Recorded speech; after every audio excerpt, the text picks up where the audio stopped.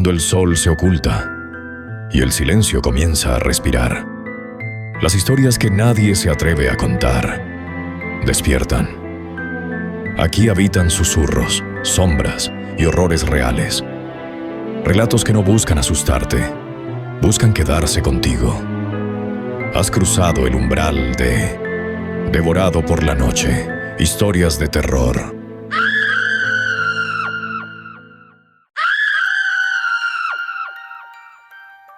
Me llamo Ernesto o Sergio. En realidad el nombre no importa, pues ha sido cambiado por seguridad. Soy un ex soldado del ejército mexicano con más de 15 años de servicio. Ingresé joven, en los 2000, cuando el país empezó a mandar tropas a combatir el narcotráfico en zonas calientes como Guerrero y Michoacán. Siempre fui escéptico con las historias de brujas y nahuales que contaban los reclutas de pueblos indígenas. Para mí, el enemigo real eran los hombres armados, no fantasmas de leyendas prehispánicas. Todo cambió en 2012, durante una misión en una sierra remota de Guerrero. Nuestro pelotón de alrededor de unos 20 elementos fue enviado a destruir un plantío enorme de amapola. Era una operación estándar. Helicópteros nos dejan en un claro, avanzamos a pie, quemamos los cultivos y salimos. El comandante, un teniente con experiencia en Chiapas, nos advirtió que la zona era complicada por los locales, que protegían sus tierras con todo, incluso brujería. Llegamos al mediodía. El plantío era impresionante. Hectáreas de flores rojas bajo el sol abrasador. En el centro encontramos algo que nos heló la sangre. Un altar improvisado con velas negras derretidas, fotos de personas, probablemente narcos caídos, huesos de animales y plumas de tecolote. Un cabo veterano, originario de Oaxaca, palideció. «Esto es brujería pura», dijo. «Lo hicieron para proteger la cosecha». Hay un nahual cuidando esto. Reímos nerviosos al principio. Órdenes eran órdenes. Destruimos el altar y empezamos a quemar las plantas. El humo negro subía como una señal. Al atardecer, acampamos cerca, en guardia rotativa. La noche cayó rápida, como siempre en la sierra. El aire olía a tierra húmeda y algo más. Azufre, quizás. Yo estaba en la segunda guardia, alrededor de las 2 de la mañana, con 2 compañeros, Ramírez y López. Todo silencioso, solo grillos y el viento en los árboles. De repente oímos un canto bajo, como una mujer murmurando. Venía del lugar donde estaba el altar destruido. Encendimos linternas. Nada, pero el canto seguía, acercándose. Entonces la vimos. Una mujer desnuda, alta, con piel morena y cabello largo negro, bailando lentamente alrededor de los restos del altar. No tenía miedo de nosotros. Ramírez gritó: «¡Alto! ¡Ejército mexicano!». Ella siguió bailando, como si no nos oyera. Disparamos al aire, nada siguió. Apuntamos a sus piernas. Las balas impactaron, pero no cayó. Se acercó, oliendo a perfume dulce mezclado con podredumbre. López, aterrado, disparó una ráfaga al pecho. Ella sonrió, sangre negra brotando, pero avanzó. Sentimos un frío que calaba huesos. Las radios fallaron. Brújulas giraban locas. El comandante llegó corriendo, ordenó retroceder. La mujer se detuvo, nos miró fijamente con ojos rojos y desapareció en la niebla. Esa noche no dormimos. Al amanecer revisamos. Huellas humanas desnudas alrededor del altar, pero ninguna de salida. Quemamos todo de nuevo y nos retiramos. Pero no terminó ahí. Semanas después, en el cuartel, empezaron las pesadillas. Soñaba con ella entrando a mi habitación, oliendo su perfume. Despertaba sudando, sintiendo su presencia. Ramírez se volvió alcohólico. Decía que la oía cantar en su casa. López pidió baja por estrés postraumático, pero todos sabíamos la verdad. Años después, como exmilitar, busqué en pueblos cercanos. Los locales confirmaron. Esa sierra está protegida por nahuales, brujos que se transforman para guardar los plantíos. Dispararles no sirve, solo sal o plata pura los afecta, según dicen. Este fue mi primer encuentro, pero no el último.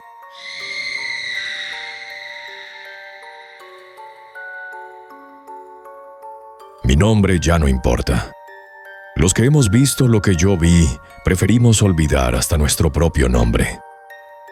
Me llamaré Manuel aquí, como tantos otros. Serví 18 años en el ejército mexicano. Casi toda mi carrera en infantería de montaña. Entré en 1998. Salí en 2016 con grado de sargento primero. Participé en operativos en todo el país. Michoacán, Guerrero, Veracruz, Tamaulipas, pero el que nunca olvido ocurrió en 2015, en la Sierra del Nayar, Nayarit. La zona es territorio huichol principalmente. Montañas altas, cañones profundos, caminos que solo conocen los locales. El aire es tan limpio que duele respirarlo cuando vienes de la ciudad. Pero también es un corredor importante para tráfico de armas y droga que baja de Durango y sube hacia la costa. Nos mandaron a un pelotón reforzado de 28 elementos, bajo el mando del capitán Rojas, un sinaloense duro como piedra. La misión: localizar y desmantelar un depósito de armas que inteligencia decía estaba escondido en una ranchería abandonada. Entramos por tierra desde Tepic, en convoy de Unimog y camionetas pick-up. Tardamos 2 días en llegar al punto de dispersión.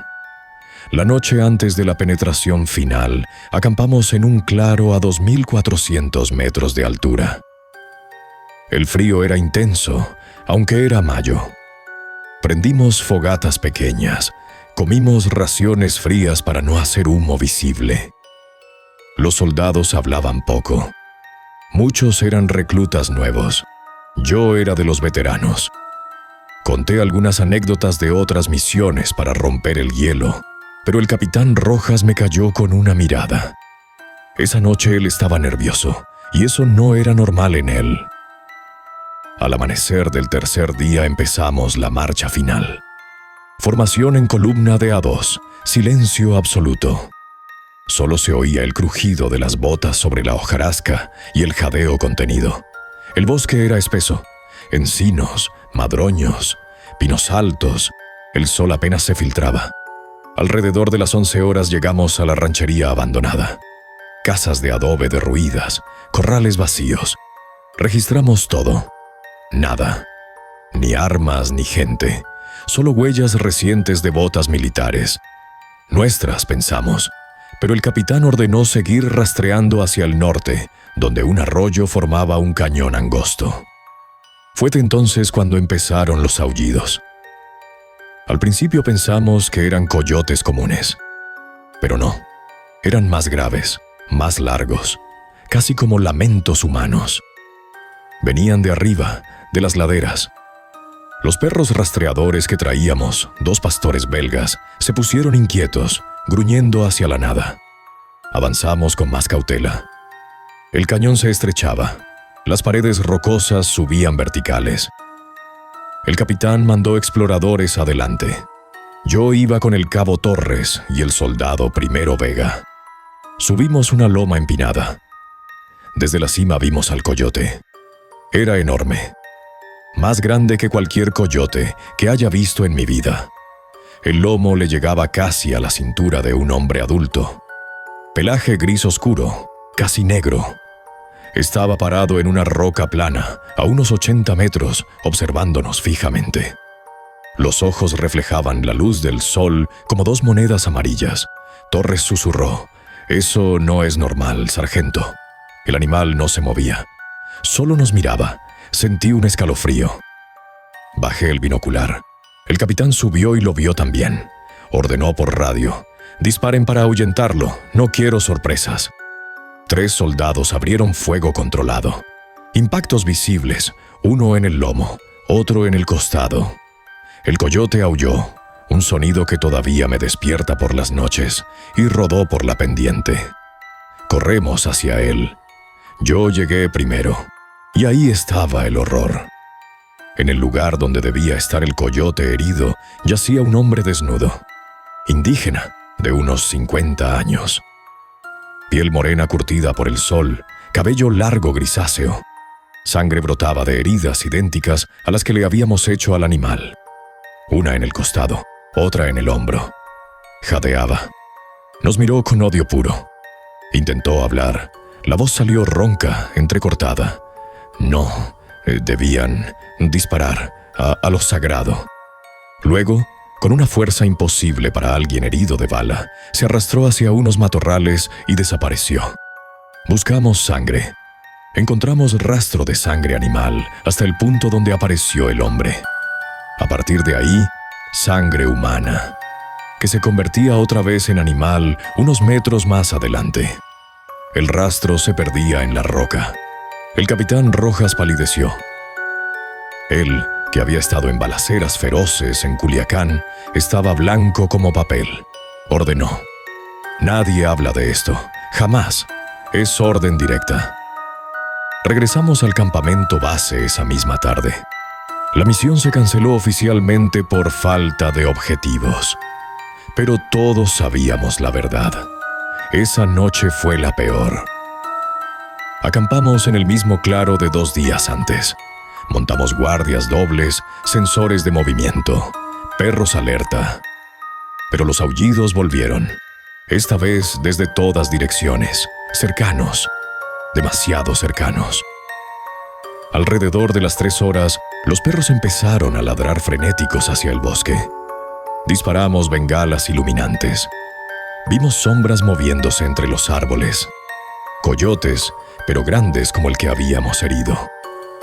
Al menos 6 nos rodeaban. Disparamos ráfagas de advertencia.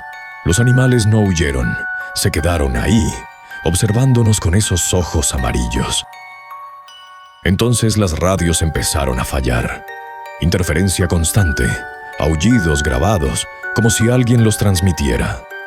Las brújulas giraban locas. Los GPS perdían señal. El soldado Vega, el más joven, empezó a temblar incontrolablemente.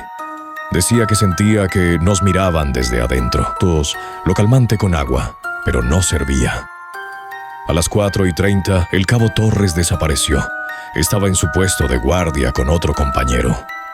El compañero juró que Torres estaba ahí un segundo antes, hablando. Parpadeó y ya no estaba. Ni rastro, ni grito. Lo buscamos hasta el amanecer. Nada. Al mediodía llegó el helicóptero de extracción. Nos sacaron a todos. La misión quedó clasificada como inconclusa por condiciones climáticas. Torres reapareció 3 días después.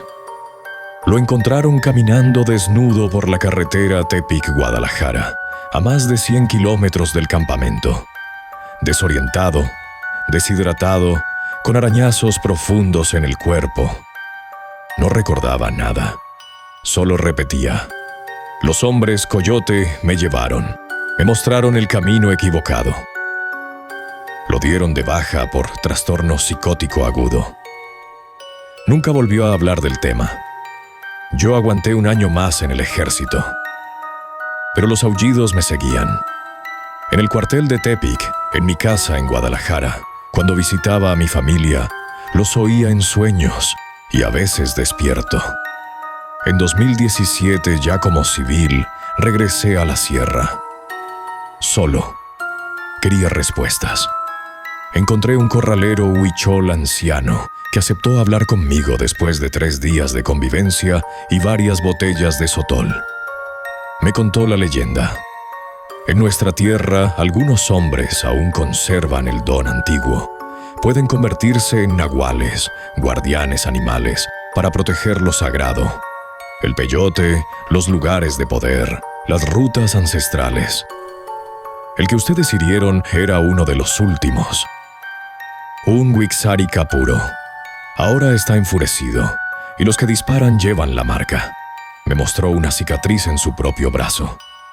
Yo también fui nahual de joven, pero dejé el camino cuando llegaron los nuevos dueños de la tierra. Me advirtió: el espíritu del coyote no olvida, los seguirá hasta que paguen o se rediman. Desde entonces vivo con eso. A veces, en noches de luna llena, oigo aullidos lejanos aunque esté en la ciudad. Mi esposa dice que hablo dormido en una lengua que no conozco. Algunos compañeros de esa misión han muerto en circunstancias extrañas. Accidentes de auto en carreteras rectas, caídas inexplicables. Uno se perdió en el bosque durante una cacería. Yo sigo aquí, contando esto para que sepan. Si algún día patrullas la Sierra del Nayar y ves un coyote más grande de lo normal que te observa sin miedo, no dispares. Corre, porque no es un animal, es un guardián. Y ya te vio.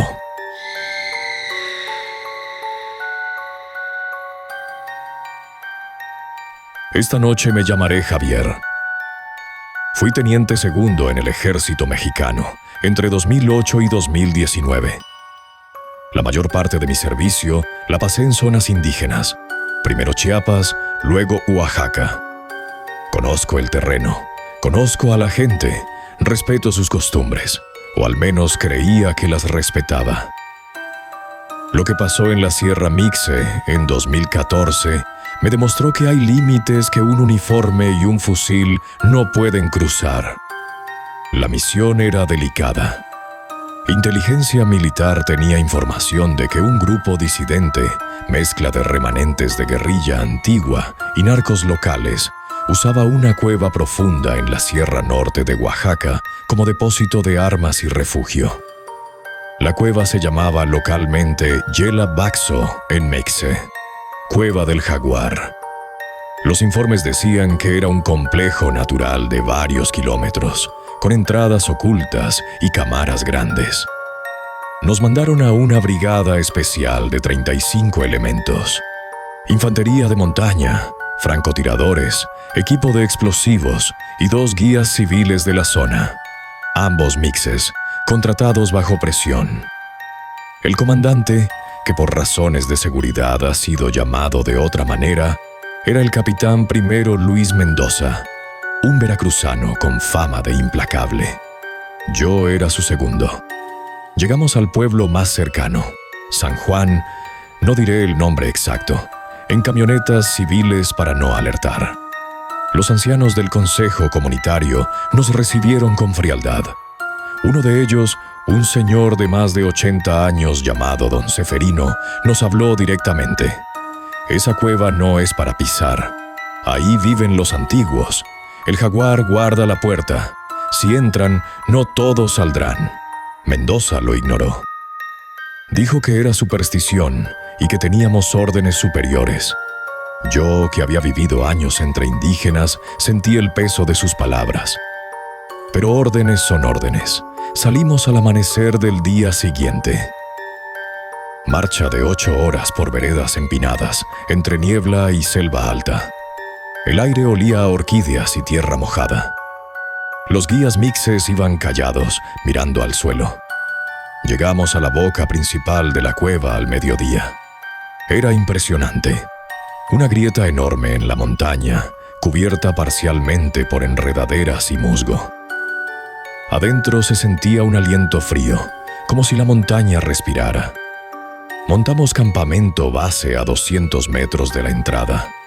Tiendas de campaña, perímetro con alambre de concertina, puestos de guardia 24 horas. El plan era entrar en equipos pequeños, mapear, localizar el depósito y destruirlo con cargas controladas. La primera noche ya empezó lo extraño. Alrededor de las 23 horas, cuando la mayoría dormía, se oyeron tambores. Lejanos al principio, luego más cercanos.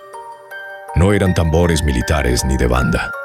Eran rítmicos, profundos, como los que se usan en velaciones mixes. Pero no había pueblo cerca en kilómetros. Los centinelas encendieron bengalas. Nada. solo la niebla moviéndose entre los árboles. Luego vinieron las luces, bolas de fuego azuladas que flotaban a media altura, moviéndose en zigzag sobre el campamento. No eran luciérnagas, eran grandes, del tamaño de un balón. Pasaban cerca de las tiendas, iluminando rostros aterrorizados. Algunos soldados dispararon al aire. Las bolas no se inmutaron, simplemente se alejaban y desaparecían. Uno de los guías mixes, el más joven, llamado Marcos, se acercó al capitán temblando. «Son las brujas, vuelan para vigilar, nos están diciendo que nos vayamos». Mendoza lo amenazó con arresto por insubordinación. Marcos se calló, pero esa noche se sentó fuera de su tienda rezando en voz baja. Al día siguiente entramos, equipo alfa, 10 hombres, yo incluido. Linternas tácticas, visores nocturnos, cámaras GoPro en los cascos. La cueva era húmeda, con estalactitas colgando como colmillos. El eco de nuestras botas retumbaba. Avanzamos 800 metros sin problema. Solo murciélagos y agua goteando. Entonces encontramos los primeros signos. Pinturas rupestres antiguas, jaguares, serpientes emplumadas, hombres con cabezas de animal. Y algo más reciente, velas derretidas, flores marchitas, un altar pequeño con huesos y plumas. Alguien había estado haciendo ceremonias ahí, y no hacía mucho. Marcos, que iba con nosotros, se detuvo en seco. «Esto es lugar sagrado. Los dueños están aquí». Ordené seguir, pero sentí que la temperatura bajó varios grados. Esa noche de regreso en el campamento, atacó el jaguar. Era cerca de las 2 de la mañana. Yo estaba en guardia con 3 soldados. Oímos un gruñido profundo, gutural, que hizo vibrar el pecho. Luego el rugido. Inconfundible, un jaguar macho grande. Encendimos reflectores. Lo vimos, enorme, más grande que cualquier jaguar en cautiverio. Ojos verdes brillando. Estaba a 30 metros, en el borde del campamento, observándonos. Disparamos ráfagas de advertencia. El animal corrió. Nunca vi algo moverse tan rápido. Saltó el alambre como si no existiera. Un soldado gritó cuando las garras le rozaron el hombro. Disparamos directo, impactos visibles en el lomo y el costado. Sangre salpicó. El jaguar rugió de dolor y huyó hacia la cueva. Lo rastreamos al amanecer. El rastro iba directo a la entrada principal, pero adentro, a unos 100 metros, la sangre desaparecía. En su lugar encontramos ropa indígena rasgada, empapada en sangre, una camisa de manta y un pantalón blanco típico mixe. No había cuerpo, solo ropa. El capitán Mendoza ordenó silencio total, pero la moral de todos ya estaba rota. 2 soldados pidieron evacuación médica por ansiedad aguda. Se las negaron. Las noches siguientes fueron peores. Los tambores volvían cada noche, más fuertes. Las bolas de fuego ahora entraban al campamento, rozando las tiendas. Las radios fallaban con interferencia de voces en mixe que nadie entendía. Las brújulas giraban sin parar. Los GPS marcaban posiciones imposibles, a veces en medio del Océano Pacífico. Una noche, el soldado Primero Castillo desapareció durante su guardia. Lo encontramos al amanecer a 1 kilómetro, sentado contra un árbol, mirando la nada. Tenía arañazos profundos en el pecho, como de garras. Balbuceaba. El jaguar me habló. Me dijo que esta tierra no es nuestra. Lo evacuamos en helicóptero esa misma mañana. Decidimos entrar con todo el equipo para terminar la misión de una vez. Equipo completo, cargas explosivas listas. Avanzamos más profundo que nunca, casi 2 kilómetros. Encontramos el depósito, cajas de AK-47, granadas, munición. Empezamos a preparar las cargas. Entonces apareció la figura, una sombra al fondo de la cámara principal, humana, pero moviéndose como felino. se acercó lentamente. Era un hombre mayor, indígena mixe, desnudo excepto por un taparrabo. En el pecho y brazos tenía heridas frescas, las mismas que le habíamos hecho al jaguar días antes. Nos miró con ojos que brillaban verdes en la oscuridad. Habló en español perfecto, pero con acento antiguo. Han profanado lo que no debían. El jaguar es guardián desde antes de que sus abuelos nacieran. Váyanse ahora, o se quedarán para siempre. El capitán Mendoza levantó el arma. Ordenó fuego. Disparamos. Decenas de balas. Impactos directos. El hombre no cayó. La sangre brotaba, pero seguía de pie. Sonrió. Un rugido salió de su garganta, el mismo del jaguar. Luego retrocedió hacia una grieta lateral y desapareció. Las cargas explosivas fallaron. Los detonadores no respondieron. Tuvimos que retirarnos con las manos vacías. Esa noche, el campamento fue rodeado por rugidos. Decenas de jaguares, imposibles en esa zona. Las bolas de fuego formaron un círculo alrededor nuestro. Los guías mixes se arrodillaron y empezaron a rezar pidiendo perdón. Al amanecer, el capitán Mendoza dio la orden más difícil de su carrera. Retirada total. Abandonamos todo equipo no esencial. Quemamos lo que pudimos. Salimos corriendo. El helicóptero nos sacó en 2 viajes. Desde el aire vimos humo saliendo de la cueva, como si la montaña misma respirara aliviada. Nunca se reportó oficialmente.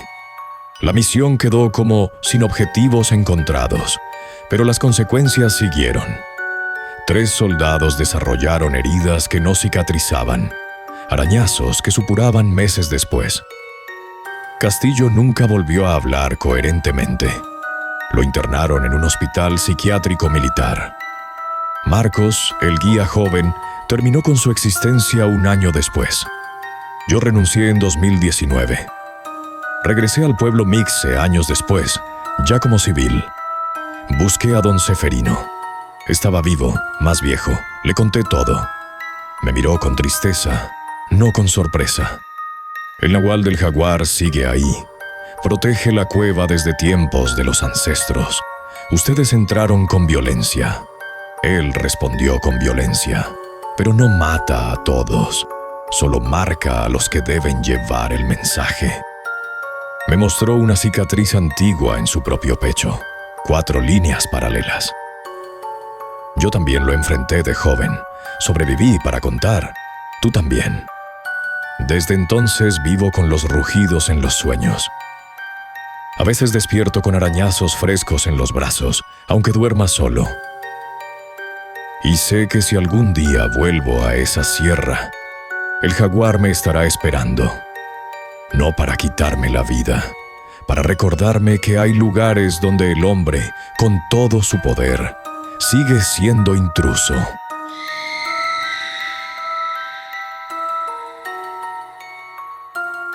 Me llamo Roberto. Nadie que haya servido en el norte de México durante las décadas de los 80 y 90 no se usa el nombre real cuando habla de estas cosas.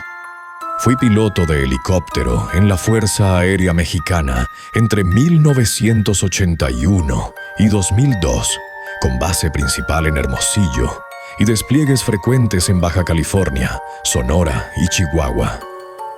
Volé Bell 212, UH-1H, hasta los primeros Black Hawk que llegaron al país. Hice misiones de todo tipo: transporte de tropas, evacuaciones médicas, reconocimiento aéreo en zonas de narcotráfico incipiente.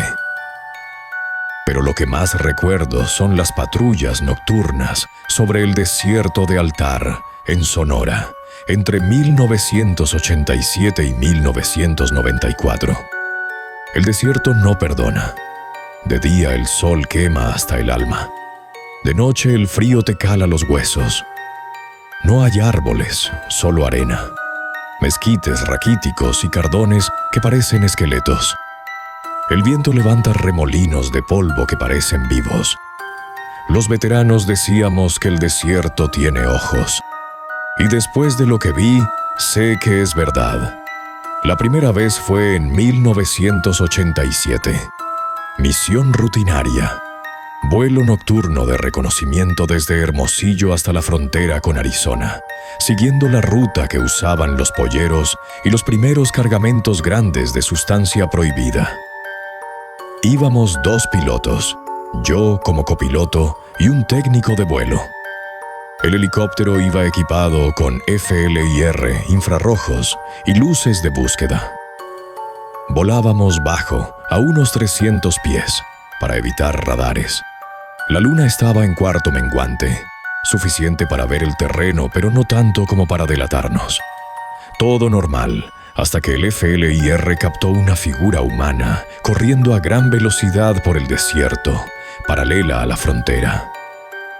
Era un hombre solo, sin mochila, sin nada. Corría más rápido de lo que cualquier persona podría en terreno arenoso. Lo seguimos con el infrarrojo. Su firma térmica era extraña, más caliente de lo normal, como si tuviera fiebre alta. Encendimos la luz de búsqueda. Lo iluminamos directo. Lo que vimos no era un migrante. Era un hombre mayor, indígena, quizá Yaqui o Seris, desnudo excepto por un taparrabo. Corría a 4 patas parte del tiempo, luego erguido. Cuando la luz lo alcanzó, se detuvo y nos miró. Sus ojos reflejaban la luz como los de un animal nocturno. El técnico gritó: «¡Es un perro! ¡No! ¡Es un hombre!». El piloto viró para mantenerlo en vista. El hombre empezó a correr hacia un cardonal. Pero antes de llegar, su forma cambió. Se volvió borrosa en el FLIR. Cuando enfocamos de nuevo, en lugar del hombre corría un coyote grande, pelaje claro, cola baja. Lo seguimos 5 minutos más. El coyote no se cansaba. Luego simplemente desapareció entre las dunas, como si la tierra lo hubiera tragado. Reportamos posible migrante perdido. Nadie preguntó más, pero no fue la única vez. En los años siguientes, durante patrullas nocturnas, vimos lo mismo varias veces. Siempre la misma rutina. Figura humana corriendo a velocidad imposible. Se ilumina, se transforma en coyote y desaparece. A veces eran mujeres, figuras delgadas que parecían danzar más que correr. Y al iluminarlas, se convertían en lechuzas que volaban directo hacia el helicóptero, obligándonos a maniobrar brusca para evitar colisión. Una noche de 1991 fue la peor. Volábamos en formación de 2 helicópteros sobre el Pinacate. Misión de apoyo terrestre. Un pelotón de infantería había reportado disparos cerca de un pozo de agua antiguo. Bajamos para iluminar la zona. Encontramos al pelotón rodeando algo en el suelo. Iluminamos.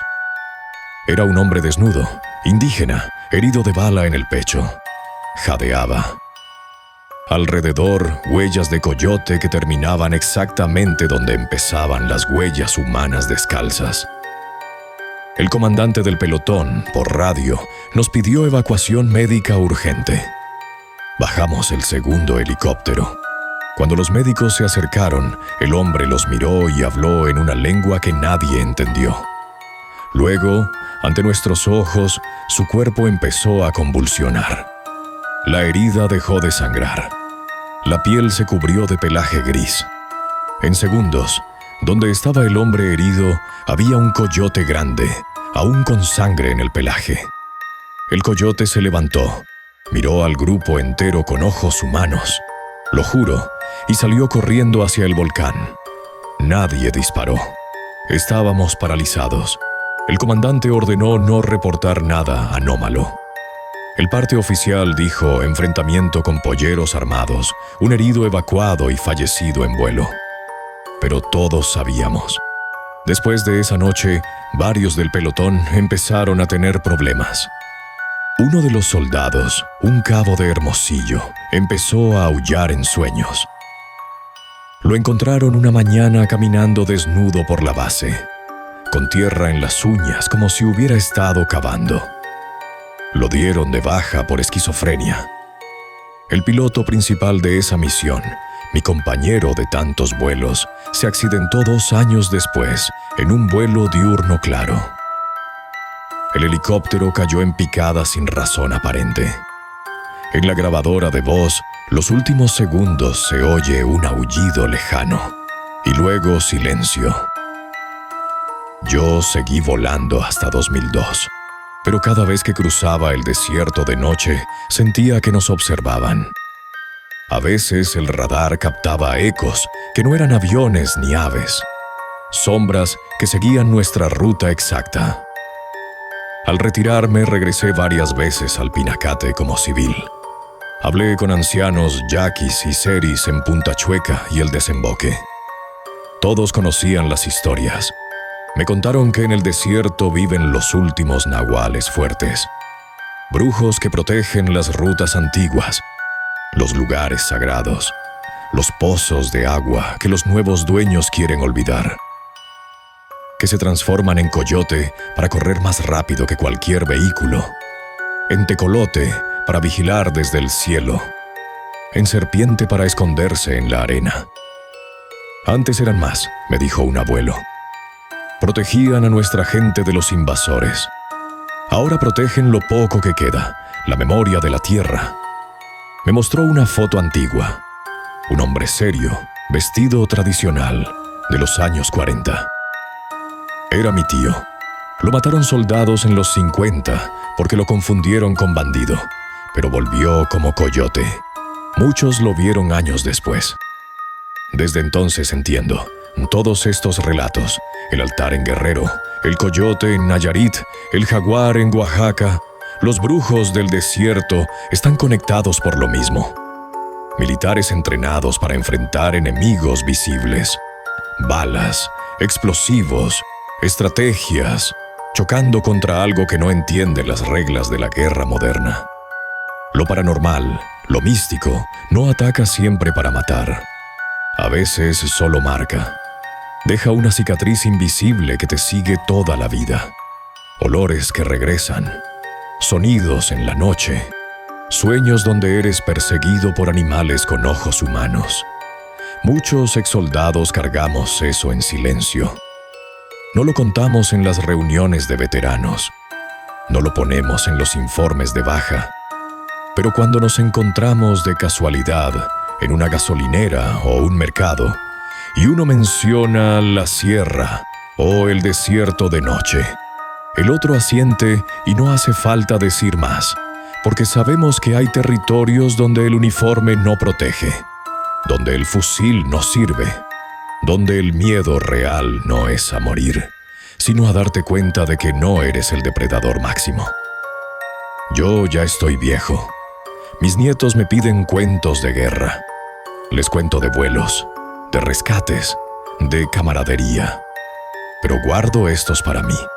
Y si algún día un joven soldado me pregunta por qué a veces en pleno desierto el GPS falla y la radio solo transmite aullidos, le diré la verdad, porque la tierra recuerda y sus guardianes nunca se fueron, solo aprendieron a esconderse mejor. Estas historias están basadas en docenas de relatos reales, contadas por soldados y pilotos que vivieron algo que no pudieron explicar. Si algún día te toca estar en una sierra o en el desierto, lleva respeto, porque los nahuales siguen ahí, y ahora tú también sabes que existen.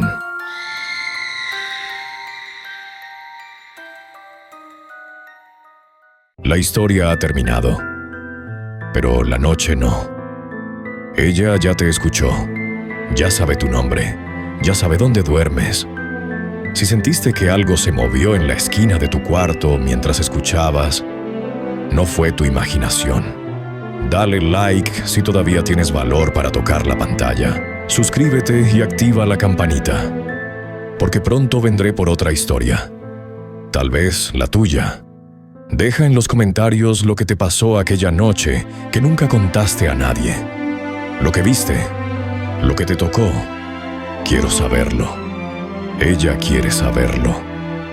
Comparte este video y etiqueta a alguien que debería escuchar esto solo en la oscuridad.